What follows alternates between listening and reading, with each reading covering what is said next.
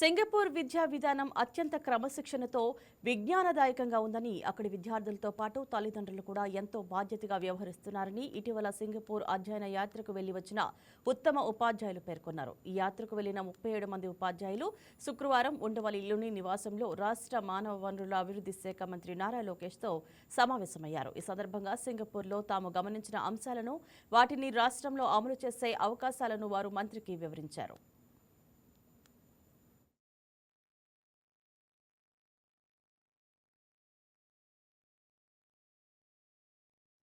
సింగపూర్లో ఉపాధ్యాయులు ప్రతి వారం సమావేశమై సబ్జెక్టుల వారీగా చర్చించుకోవడం, వారి మధ్య సమన్వయం అద్భుతంగా ఉందని టీచర్లు తెలిపారు. దీనిపై స్పందించిన మంత్రి లోకేష్ రాష్ట్రంలో విద్యార్థుల్లో నైతిక విలువలు పెంచేందుకే చాగంటి కోటేశ్వరరావు గారు రూపొందించిన పాఠ్యాంశాలను ప్రవేశపెట్టామని గుర్తు చేశారు. తాను చదివిన స్టాన్ఫోర్డ్ యూనివర్సిటీలో ఫైనల్ పరీక్షలకు ఇన్విజిలేటర్లు ఉన్నారని, ఆనర్ కోడ్ అనే స్వీయ క్రమశిక్షణ పాటిస్తారని, అందుకే ఎవరూ కాపీయింగ్ వంటివి చేయరని ఉదహరించారు. తల్లికి చెప్పలేని పని చేయొద్దు అన్న చాగంటి గారి మాటలు తనను ఎంతగానో ప్రభావితం చేశాయని లోకేష్ అన్నారు. ట్రాన్స్ఫర్మేషన్ సమాజంలో ఏ మార్పు అయితే మనం ఆశిస్తామో ఆ మార్పు సాధించాలంటే విద్య నుంచే ప్రారంభమవుతుంది. చాలామంది చెప్పారు విద్యాశాఖ నీకు వద్దరా భయని. టీచర్లు ఉంటారు, ఈ సంఘాలు ఉంటే ఒక పక్కన, ఎగ్జామినేషన్స్ ఉంటే మనం చూస్తున్నాం. కావాలని డిఎస్సి పైన కొన్ని ఆరోపణలు కూడా చేస్తున్నారు. ఇవన్నీ నువ్వు తట్టుకోవాలి అంటే అందుకే నాకు కావాలని అడిగా. సమాజంలో ఏ మార్పు అయితే నేను సాధించాలనుకుంటున్నామో అది విద్యాశాఖ నుంచే సాధించగలుగుతాను బలంగా నేను నమ్మాను. కనుకనే విద్యాశాఖ నేను తీసుకున్నాను.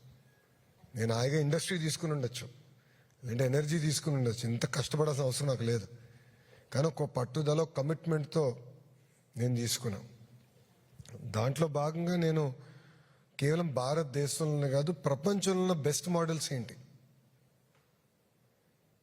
ఈరోజు బాబు గారు పదే పదే స్వర్ణాంధ్ర అంటారు.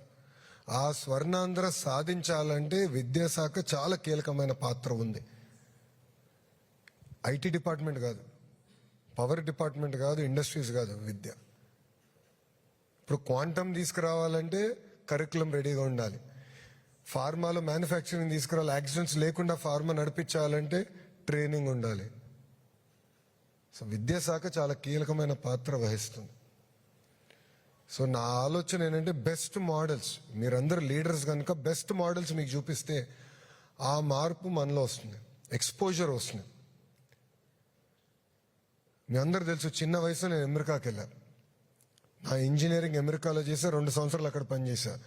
మళ్ళీ 2 సంవత్సరాలు స్టాన్ఫర్డ్ ఎంబీఏలో ఎంబీఏ పొందినవాడిని. చాలామంది అడిగారు అమెరికాలో నేను నేర్చుకుంది ఏంటి, ఇండియాలో అది నేర్చుకుంది ఏంటి. నేను ఒకటంటే ఎక్స్పోజర్. స్టాన్ఫర్డ్ ఎంబీఏలో చూస్తే సుమారుగా 100 దేశాల నుంచి వస్తారు చదువుకునేదానికి. ఐడియాస్, నాలెడ్జ్, కల్చర్ చాలా నేర్చుకుని వచ్చారు. అదేవిధంగా మీరందరూ కూడా ఇతర దేశాలకు వెళ్ళి అక్కడ ఏం జరుగుతుందో తెలుసుకుంటే ఆటోమేటిక్గా ఒక లీడర్స్గా, చేంజ్ మేకర్స్గా మీరు తయారవచ్చు. సో ఈ రోజు నుంచి మీకు ఎక్కువ పని ఉందబ్బా.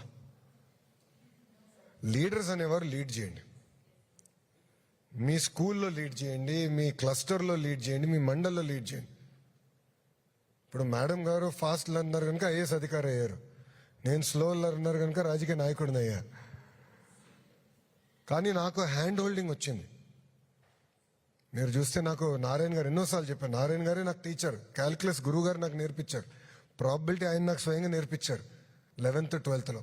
దాని తర్వాత ప్రొఫెసర్ రాజిరెడ్డి గారు ఉన్నారు, కార్నింగ్ మెల్లన్ యూనివర్సిటీ, ఆయన నాకు మెంటర్గా ఉండేవారు. వాళ్ళ గైడెన్స్లో నేను పెరిగినవాడిని. కాంక్రీట్ పిక్టోరల్ అబ్స్ట్రాక్ట్ అని ఉంది సార్. అది ఏంటంటే మనకి హ్యాండ్స్ ఆన్ ఎక్స్పీరియన్స్తో పిల్లలకి ఫస్ట్ వాళ్ళు లెర్నింగ్ బై డూయింగ్ చేస్తూ దాన్ని విజువల్గా ఐదర్ పిక్చర్స్ కానీ మోడల్స్ కానీ డిజిటలైజేషన్ చూసి దెన్ అబ్స్ట్రాక్ట్కి వస్తున్నారు. అంటే like formulas or numericals whatever maybe that maths or science. That is the first thing. Next thing is that differentiated learning activities sir. Differentiated learning activities క్లాస్లోని అక్కడ మనకి సింగపూర్లో 3 కేటగిరీస్గా పిల్లలు డివైడ్ చేస్తున్నారు. హా, మా, ల. హైయర్ అచీవర్స్, హెచ్ఏ, మా medium achievers, lower achievers. So వీళ్ళకి సేమ్ క్లాస్ రూమ్లోనే డిఫరెంట్ యాక్టివిటీస్ ప్లాన్ చేస్తే all can at a time involve in the lesson. So ఎవరు కూడా అంటే యాక్టివ్గా ఉండేవాళ్ళు పార్టిసిపేట్ చేస్తారు, డల్గా ఉండేవాళ్ళు నెగ్లెక్ట్ చేయబడతారు. అలా కాకుండా యాక్టివిటీస్ అనేది 3 బేసెస్లో ప్లాన్ చేసుకుంటే then all the students in the class will be engaged. నేను సింగపూర్లో వెళ్ళి చూసింది, అధ్యయనం చేసింది ఏంటంటే, అక్కడ స్పోర్ట్స్ ఆ స్కూల్లో, సింగపూర్ స్కూల్లో ఎకడమిక్కి ఇచ్చిన ప్రాధాన్యత స్పోర్ట్స్కి కూడా ఇస్తున్నారు. అది క్రీడా బోధనే కాకుండా సామాజిక, మానసిక, శారీరక, నైతిక అభివృద్ధితో పాటు మొత్తము అభివృద్ధి చేస్తూ దాన్ని ఒక సమగ్ర విద్యగా భావిస్తున్నారు. అక్కడ 4 ముఖ్యంగా ఇంపార్టెన్స్ ఇచ్చేది 4 గేమ్స్కి: football, basketball, indoor games, badminton, swimming. Next వాళ్ళు స్పోర్ట్స్ లెసన్ ప్లాన్ కాకుండా బ్లూ ప్రింట్ తయారు చేస్తున్నారు. ఆ బ్లూ ప్రింట్ ద్వారా పునాది నుంచే పిల్లవాడి సామర్థ్యాన్ని బట్టి ఏ గేమ్కు సూట్ అవుతాడు అనే దానిలోకి వాడిని రాణించేటట్టు చూస్తున్నారు. అదొకటి. క్రీడా రిజర్వేషన్ లేకపోయినప్పటికీ దాంట్లో నుంచి +2 తర్వాత స్పోర్ట్స్ పర్సన్స్ స్పోర్ట్స్ స్కూల్లో జాయిన్ అవ్వచ్చు. నెక్స్ట్ ఆర్మీలో జాయిన్